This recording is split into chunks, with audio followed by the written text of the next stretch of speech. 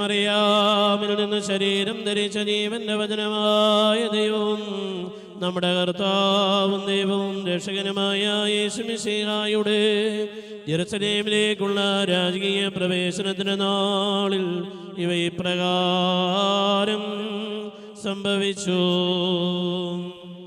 അങ്ങനെ അവർ ജെറുസലേമിനെ സമീപിക്കുകയായിരുന്നു.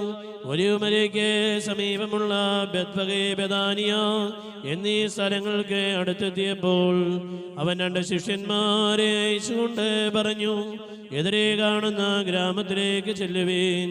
അതിൽ പ്രവേശിക്കുമ്പോൾ തന്നെ ആരും ഒരിക്കലും കയറിയിട്ടില്ലാത്ത ഒരു കഴുതക്കുട്ടിയെ കെട്ടിയിരിക്കുന്നത് കാണും. അതിനെ അഴിച്ചുകൊണ്ട് വരുവീൻ. നിങ്ങൾ എന്തിനാണിങ്ങനെ ചെയ്യുന്നതെന്ന് ആരെങ്കിലും ചോദിച്ചാൽ കർത്താവിന് അതിനെ കൊണ്ടാവശ്യമുണ്ട്, ഉടനെ തിരിച്ചയക്കുന്നതാണ് എന്ന് പറയുക. അവർ പോയി തെരുവിൽ ഒരു പടിവാതിൽക്കൽ ഒരു കഴുതക്കുട്ടിയെ കെട്ടിയിരിക്കുന്നത് കണ്ടു.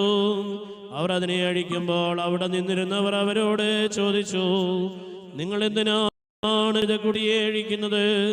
യേശു പറഞ്ഞതുപോലെ ശിഷ്യന്മാർ മറുപടി പറഞ്ഞു. അതിനെ കൊണ്ടുപോകാൻ അവർ അനുവദിച്ചു. അവർ കഴുതക്കുട്ടിയെ യേശുവിൻ്റെ അടുത്ത് കൊണ്ടുവന്ന് അതിൻ്റെ പുറത്ത് തങ്ങളുടെ വസ്ത്രങ്ങൾ വിരിച്ചു. അവൻ കയറിയിരുന്നു.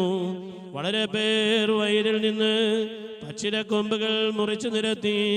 അവൻ്റെ മുമ്പിലും പിമ്പിലും നടന്നിരുന്നവർ വിളിച്ചു പറഞ്ഞു,